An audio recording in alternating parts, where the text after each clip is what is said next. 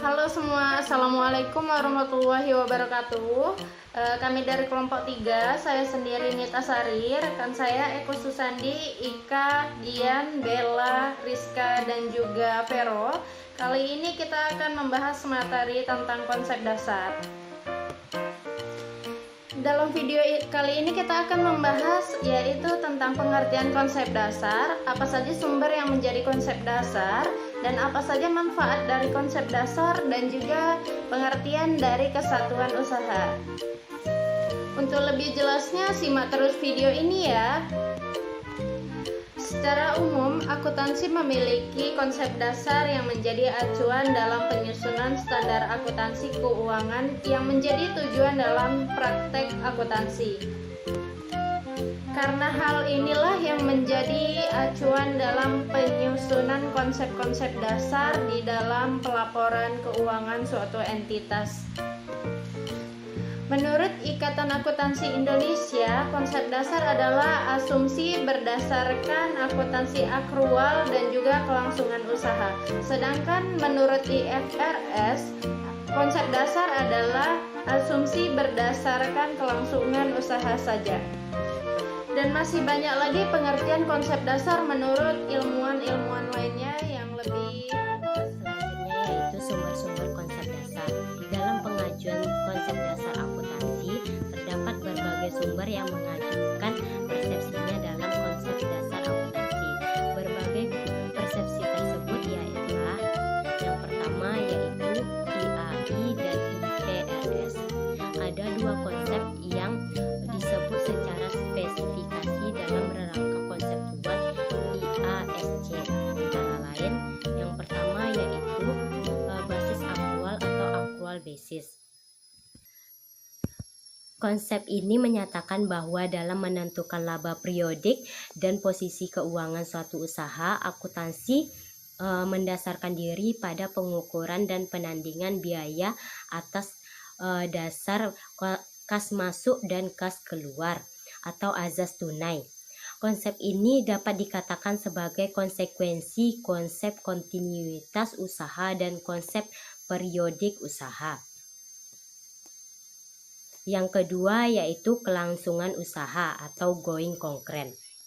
Dalam konsep ini menyatakan bahwa perusahaan akan terus berlanjut sampai waktu yang tidak ditentukan.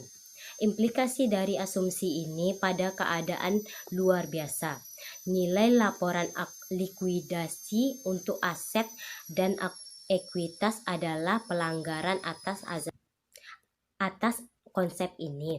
Hal ini disebabkan konsep kelangsungan usaha mengasumsikan bahwa perusahaan akan mampu mempertahankan kegiatan usahanya dalam jangka panjang dan tidak dilikuidasi dalam jangka pendek. Oke, selanjutnya saya akan melanjutkan presentasi dari teman saya, yaitu Dan Patton dan Litlon. Konsep dasar yang dikemukakan oleh Patton dan Litlon ini diterbitkan dalam konsep-konsep dasar yang dikemukakan Patton dan Litlon. Antara lain yaitu terbagi menjadi dua. Yang pertama, entitas bisnis atau kesatuan usaha. Dalam konsep ini, bisnis perusahaan sebagai suatu organisasi bisnis diperlakukan berbeda atau secara hukum terpisah dengan pemilik dari pebisnis tersebut. Hal ini termasuk bahwa transaksi-transaksi dalam bisnis tersebut harus dijaga secara keseluruhan agar terpisah dari urusan pribadi seorang pemiliknya. Selanjutnya, kontinuitas kegiatan atau usaha, bahwa kalau tidak ada tanda-tanda atau gejala serta rencana pasti di masa yang akan datang bahwa kesatuan usaha akan dibubarkan atau dilikuidasi, maka akuntansi menganggap bahwa kesatuan usaha tersebut akan berlangsung terus sampai waktu tak terbatas. Dalam menghadapi ketidakpastian kelangsungan usaha, akuntansi menganut konsep ini atas dasar penalaran bahwa harapan normal atau umum, yaitu tentang penghargaan kesepakatan. Penghargaan kesepakatan ini itu terlibat dalam tiap transaksi atau kegiatan pertukaran, merupakan bahan olahan dasar akuntansi yang paling objektif, terutama dalam mengukur sumber ekonomi yang masuk atau pendapatan, dan sumber ekonomi yang keluar itu biaya.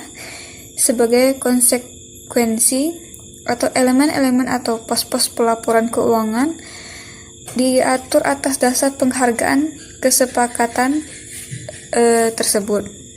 Nah, yang selanjutnya itu ada kos melekat.